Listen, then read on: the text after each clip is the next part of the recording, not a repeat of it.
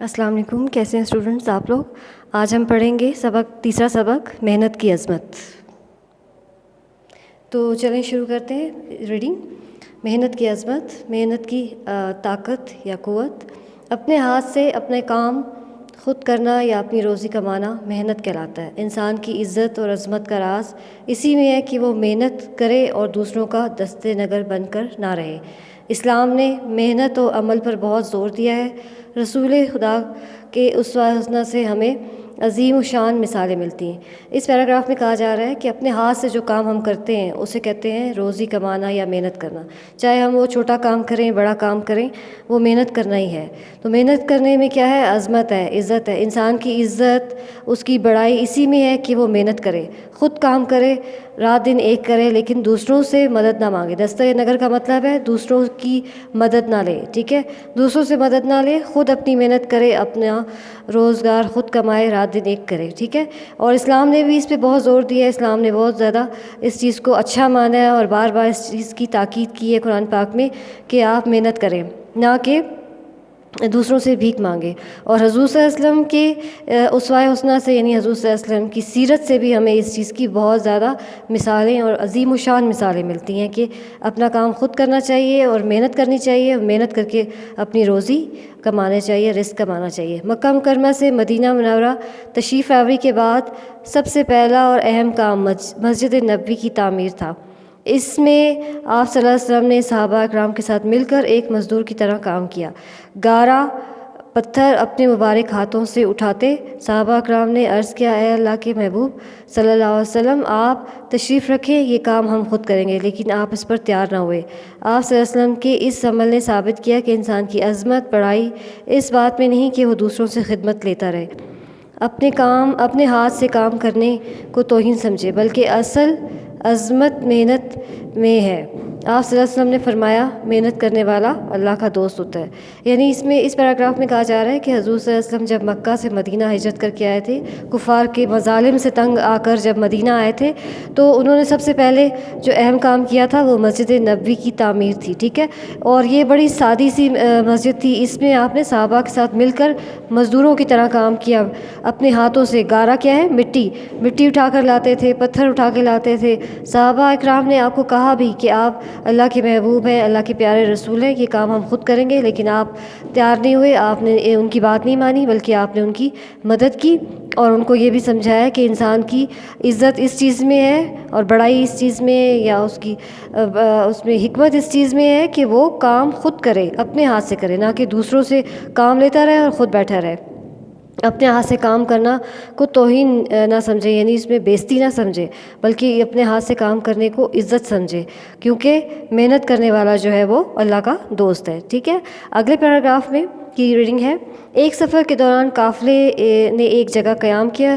صحابہ اکرام نے خیمے لگانے کے بعد کھانا تیار کرنے کے لیے کام کو تقسیم کرنے لگے تو رسول اللہ نے جنگل سے لکڑیاں لانے کا کام اپنے ذمے لے لیا. صحابہ اکرام جو آپ کے ایک اشارے کے منتظر رہتے تھے، آپ کی خدمت کو اپنے لیے باعث فخر سمجھتے تھے.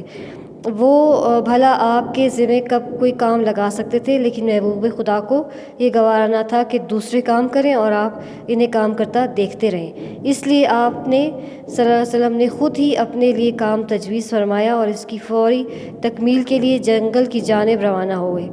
لکڑیوں کا گٹھا اٹھائے ہوئے تشریف لائے. آپ صلی اللہ علیہ وسلم ہر عمل کا ہمارے لیے بہترین نمونہ ہے. اس پیراگراف میں کہا جا رہا ہے کہ ایک سفر کے دوران جب قافلہ نے ایک جگہ، قافلہ کیا ہوتا ہے؟ لوگوں کا، بہت سارے لوگ جب ایک جگہ سے دوسری جگہ اکٹھے ہو کر جاتے ہیں تو اسے قافلہ کہا جاتا ہے. قیام، ٹھہرنا.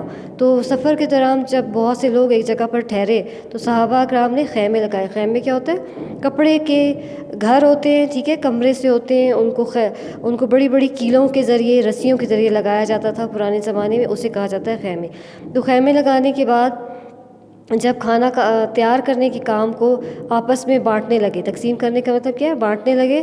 کچھ صحابہ اکرام جنگل سے لکڑیاں لانے چلے گئے تو حضور صلی اللہ علیہ وسلم نے بھی کہا کہ میں بھی کچھ کام کرنا چاہتا ہوں. تو صحابہ نے کہا کہ نہیں، ہم لوگ یہ کام خود کریں گے. تو آپ صلی اللہ علیہ وسلم نے کہا کہ نہیں، مجھے یہ چیز پسند نہیں ہے کہ میں جو ہوں بیٹھا رہوں اور آپ لوگ کام کریں، میں بھی آپ لوگوں کے ساتھ کام کروں گا۔ لہٰذا انہوں نے بھی جو ہے وہ جنگل کی طرف وہ بھی روانہ ہوئے اور انہوں نے بھی لکڑیاں جمع کرنی شروع کر دی، اور لکڑیوں کا گٹھا کیا ہوتا ہے؟ بہت ساری لکڑیوں کو جب اکٹھا کیا جاتا ہے اسے کہا جاتا ہے گٹھا اٹھا کر تشریف لائے، اور آپ نے ہر عمل سے یہ دکھایا کہ جو کام آپ کر سکتے ہیں وہ کام میں بھی کر سکتا ہوں، باوجود اس کے کہ میں اللہ کا رسول ہوں۔ محنت کی عظمت اجاگر کرنے اور امت کے لوگوں کے دلوں میں محنت کی عظمت کا نقش بٹھانے کے لیے محنت کی عظمت اجاگر کرنے اور اپنی امت کے لوگوں کے دلوں میں محنت کی عظمت کا نقش بٹھانے کے لیے رسول اللہ صلی اللہ علیہ وسلم نے ارشاد فرمایا، کسی شخص نے کبھی اس سے بہتر کھانا نہیں کھایا جو اس نے اپنی ہاتھ کی محنت سے کمایا ہو۔ یعنی حضور صلی اللہ علیہ وسلم نے محنت کی عظمت، عزت، اس کی طاقت، اجاگر کہتے ہیں سامنے لانے کو اور اپنی امت کے لوگوں کے دلوں میں عظمت کا نقش کہتے ہیں اس کا ایک تاثر پیدا کرنا، بٹھانا، تاثر پیدا کرنا۔ حضور صلی اللہ علیہ وسلم نے فرمایا کہ محنت کرنے کی جو اہمیت ہے وہ لوگوں کے دلوں میں اس قدر مضبوطی سے پیدا ہو جانی چاہیے کہ لوگ جو ہیں وہ محنت کرنے کو ترجیح دیں، محنت کریں، نہ کہ علام طلبی کریں یا بھیک مانگیں۔ لہٰذا انہوں نے محنت کو جو ہے وہ لوگوں کے دلوں میں بٹھایا، اور فرمایا کہ کسی شخص نے، کوئی بھی انسان ایسا نہیں ہوگا جس نے اس سے بہتر کھانا نہیں کھایا ہوگا جو اس نے اپنے ہاتھ سے کمایا ہو، کیونکہ آپ کو پتہ ہے کہ رات کو جب یہ مزدور اور جو بھی کام کرنے والے لوگ تھک ہار کے جب سوتے ہیں، یہ قرآن پاک کی ایک حضور صلی اللہ علیہ وسلم کی حدیث ہے، تو جب وہ تھک ہار کے سوتے ہیں تو اللہ تعالیٰ بہت پیار سے اپنے بندوں کی طرف دیکھتا ہے اور کہتا ہے کہ جا تجھے میں نے بخش دیا، کیونکہ اس نے سارا دن محنت کی ہوتی ہے، اپنے ہاتھ سے روزی کمائی ہوتی ہے، اس لیے اس کو بخش دیا جاتا ہے۔ تو یہ ہے محنت کی عظمت کی اہمیت، ٹھیک ہے۔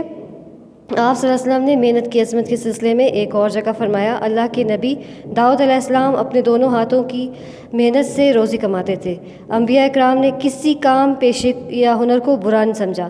حضرت آدم کھیتی باڑی کرتے تھے، یعنی کہ اس پیراگراف میں یہ بتایا جا رہا ہے کہ اللہ کے جو نبی تھے وہ بھی کام کرتے تھے۔ حضرت داؤد علیہ السلام بھی اپنی روزی اپنے ہاتھ سے کماتے تھے، ٹھیک ہے۔ پھر اس کے علاوہ باقی انبیاء اکرام نے بھی کام کرنے کو برا نہیں سمجھا۔ پیشہ کیا کہتے ہیں؟ کام کرنا، روزی کمانا۔ ہنر، کوئی کام آپ کو آتا ہے اس کو استعمال میں لا کے آپ اپنا روزی جب کماتے ہیں اسے ہنر کہا جاتا ہے۔ حضرت آدم نے کھیتی باڑی کی۔ کھیتی باڑی کیا ہے؟ کھیت میں کام کرنا۔ تو یہ تھا ہمارا آج کا سبق، امید ہے آپ کو سمجھ آ گیا ہوگا۔ اگر آپ کو کچھ سمجھ نہیں آیا تو آپ ویڈیو میں مجھ سے پوچھیں، ملتے ہیں اگلی ویڈیو میں۔ اللہ حافظ۔